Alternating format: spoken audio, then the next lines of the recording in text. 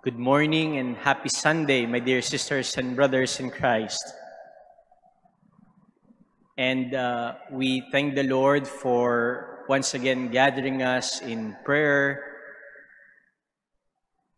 especially on this 24th Sunday in Ordinary Time. And on behalf of my brother priest, especially Monsignor Rolly and Father Viel, we welcome all of you to the Manila Cathedral. We welcome most especially the pilgrims and the devotees of Our Lady. Welcome to our Mother Church. Mga kapatid, nung isang linggo, narinig na natin ng pangaral ni Jesus kung papaano aayusin, kung papaano ibabalik ang nasisirang ugnayan sa kapwa. That is why if you still remember the gospel reading last Sunday, ito yung paalaala sa atin ng Panginoon. Sabi sa atin, kung magkasala sa iyo ang kapatid mo, anong dapat gawin? Puntahan mo, kausapin mo. Huwag mong susukuan. Kung hindi makikinig sa iyo sa pag-uusap ninyo, maghanap ka ng pwede pang makatulong sa inyo. Gawin lahat ng pamamaraan na pwedeng gawin para muling magkasundo at mapanumbalik sa maayos ang nasirang ugnayan. At ngayon po, sa linggong ito, nagpapatuloy ang pangaral ni Jesus tungkol naman sa pagpapatawad, forgiveness. Sabi niya, kung may kapwa, kung may kapatid na paulit-ulit na nagkakamali o nagkakasala sa iyo, patawarin mo ng paulit-ulit. Patawarin mo. Forgive. Pero nakakalungkot po sapagkat itong aral na ito tungkol sa pagpapatawad, ang tila hirap na hirap tayong gawin at sundin. It is difficult to forgive. At guilty po tayo lahat dyan. Mahirap ang magpatawad para sa atin. Mahirap magpatawad kasi mataas ang pride natin. Mahirap magpatawad kasi gusto natin laging patunayan na tayo ang tama at yung kapwa natin ang mali.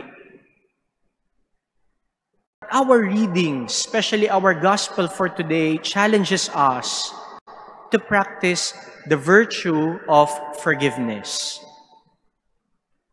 Peter, in our gospel, was curious to know if there is really a limit to forgiving those who wronged us. And so he asked, Lord, if someone sins against me, how often should I forgive? As many as 7 times? And Jesus answered him, not 7 times, but I tell you, 70 times 7 times.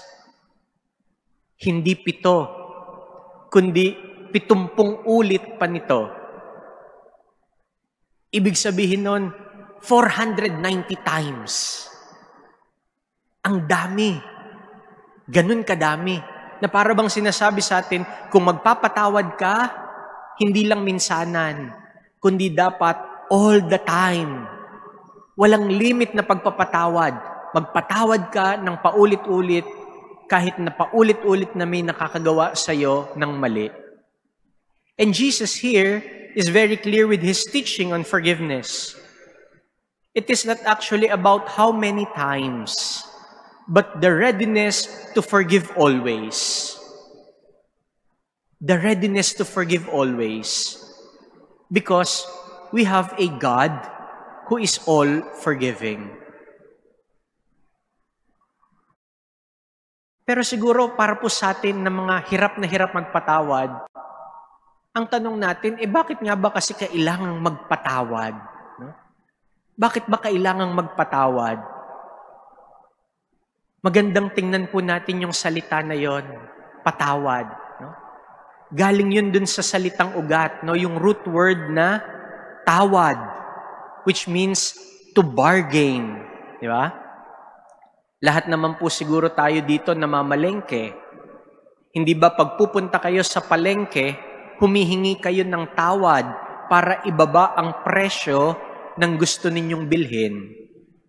Magkano ba yan? Ang mahal-mahal naman, patawad naman. No? Patawad naman. That is why from 1,000 pesos, kung minsan nagiging 800 na lang. No? From 100 pesos, natatawaran ninyo, 50 na lang, sige na. No? In every tawad, no? You reduce the quantity, you reduce the price, but you retain the quality of what you will buy. Kaya yung pagtawad sa presyo ay pagbababa ng presyo para makuha, para mabili yung gusto mo. Parang ganun din po sa paghingi natin ng tawad sa kapwa. Ibinababa natin yung sarili natin, nagpapakumbaba tayo para patawarin tayo o para patawarin mo yung kapwa mo. At nang sa gayon, makukuha mo yung gusto mo. At ano ba yung gusto nating lahat? No? Peace of mind. Kapayapaan ng kalooban, kapayapaan ng isipan. Yung malaya ka, wala kasing extra baggages ng galit, ng inis, ng puot sa kapwa. Kaya doon nagsisimula sa pagbababa ng sarili para makapagpatawad. And this is what happened in our parable today. The slave made a tawad. Humingi ng tawad, no? Because he could not pay his master right there and then. And so, he bargained. He pleaded not to sell his properties, not to sell him and his family to become slaves. And you see, when the servant made this tawad, when the servant made this bargain, he was able to reduce the price he had to pay while retaining the quality of his life. And so, he remained a free man. But the story in the parable ended sad. Malungkot yung pagtatapos. Despite having been able to successfully make a bargain, the servant was harsh to his fellow servants who owed him money. Pinatawad na nga yung alipin, pero hindi naman pala nabago nito yung pakikitungo niya sa kanyang kapwa, lalo na yung nagkautang din sa kanya. Eh hindi ba dahil kinahabagan na siya, dapat nahabag na din siya? Dahil inunawa siya, hindi ba dapat umunawa na din siya sa kanyang kapwa?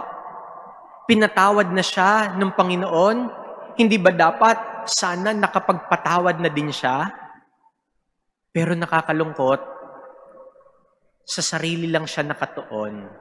Sa sariling kaligtasan lang yung inuna. Sarili lang ang inisip niya. Hindi pala napanibago yung pag-uugali niya. Bakit tayo dapat magpatawad? Ipinapakita sa atin sapagkat meron ng Diyos na unang nagpatawad sa atin. Kaya dapat din tayong magpatawad sa ating kapwa. We were first forgiven by God. That is why we should forgive one another. Ito'y patunay na hindi tayo kailanman sinukuan ng Diyos. Kaya sana, wag din nating sukuan yung ating kapwa. Kahit na paulit-ulit na nagkakamali sa atin, paulit-ulit din tayong magpatawad sa kanila. Ngayon, para maging madali para sa atin ang magpatawad, tingnan nating mabuti, ano ba yung kahulugan nito sa atin? No? Ano ba yung kahulugan ng pagpapatawad? In English, ang sabi natin sa magpatawad, to forgive. Hindi ho ba? Yan ang English word, to forgive. And to forgive means to give 4 times. To forgive means to give 4 times. 4 gives. No? Para lang tayong mga nagpapautang. No? 4 gives pagdating ng singilan. Pero ito po yung magandang matandaan at maalaala natin para maging madali sa atin paano magpatawad. To forgive means forgives. And what do I mean by that? No? First, to forgive is to give up pride. To give up pride. Sabihin nga po ninyo yun para hindi nyo makalimutan. To give up pride. Forgiveness calls us to be humble. To accept that we are all sinners. To understand the faults and failures of others and not to look down on them. Kaya dyan tayo tinuturuan. No? Kung gusto nating matutong magpatawad, ang unang-unang i-give up natin yung ating pride. No? Huwag nating tingnan yung ating sarili na tila tayo yung mas mabuti, na tayo lagi yung tama, na tayo yung mas mahusay kesa sa iba. Kaya tayo hirap magpatawad kasi nauuna palagi yung pride. So, learn to be humble. And if we appreciate people who are humble, so also others. To forgive is to give up pride. The second, to forgive is to give up selfishness. Say it again, give up selfishness. Ano po yung first? To give up pride. Second, to give up selfishness. No? Forgiveness requires getting beyond the ego and thinking of the other person. Tingnan po natin ang mundo na ginagalawan natin. It is not a world of I, me, and myself alone. Kasi kapag ka nakatuon lang lagi sa sarili, katulad nung alipin sa Ebanghelyo, sarili lang yung gusto nating iligtas. Masyado tayong nakatuon lang sa pansariling interes. No? Hindi dapat. If we need to be understood by people around us, so also others. And so, we must give up our selfishness, our being self-centered. Third, to forgive is to give another chance. To give another chance. Say it again. We all need a second chance. The chance to correct our mistakes. The chance to prove that we are not all failures. The chance to grow and change for better. To improve and redeem ourselves. We all need the chance to change. At wag na wag po nating kakalimutan yan. No? Lahat naman talaga tayo, kung titingnan po natin, pasang-awa lang. Pasang-awa sa Panginoon na nagbibigay naman din sa atin ng marami at paulit-ulit na bagong pagkakataon. Kaya tayo na minsan nang nabigyan ng bagong pagkakataon, sana wag tayong maging madamot na magbigay din ng second chance sa kapwang humihingi ng panibagong pagkakataon. To forgive is to give another chance. If we require a second chance, so also others. And lastly, my dear sisters and brothers, to forgive is to give Jesus. Mas malakas sabihin po ninyo yon, to give Jesus. To forgive is to give Jesus.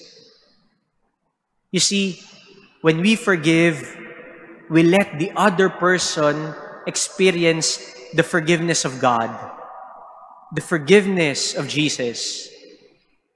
And we become instruments of God's mercy and love to another person.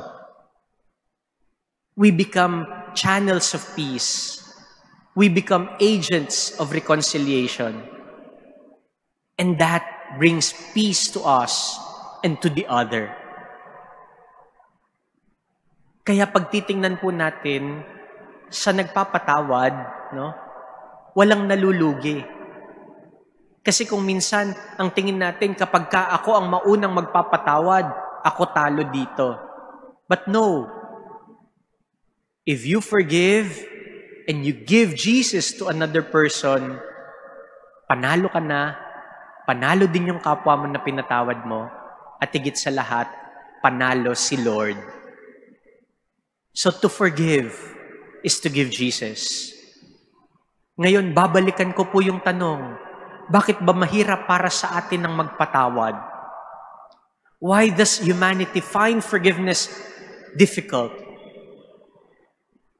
Because for many of us, forgiveness entails only a single kind of giving. Yung tipong nasaktan ako nitong tao na to humingi ng tawad sa akin, sige, patatawarin kita, pero tapos na tayo. Magkalimutan na tayo. Ganun madalas sa atin. Pero pag sinabi nating tapos na tayo, nandun pa rin yung galit. Nandun pa rin yung sama ng loob. That is why it is always difficult for us to forgive. Because for us, forgiveness entails only a single kind of giving. But let us remember, to forgive requires us to give 4 times. To forgive means forgives. To give up pride, to give up selfishness, to give another chance, and to give Jesus. Kapag naranasan po natin ang pagmamahal at awa ng Diyos, bibigyan niya tayo ng biyaya na makapagpatawad din sa iba. At magiging madali para sa atin ang magpatawad kung hahayaan din naman natin na baguhin tayo ng pagpapatawad ng Diyos. Tandaan natin, ang pagpapatawad, hindi yan kailanman kahinaan. Walang nalulugi, walang natatalo kung ikaw ay magpapatawad. Panalo na tayo, panalo yung kapwa na pinatawad mo, at higit sa lahat, panalo ang Diyos na naghahangad na magpatawaran tayo sa isa't isa. Nang tanging hangad, magkasundo-sundo tayo at magkaisa bilang mga anak niya. Amen.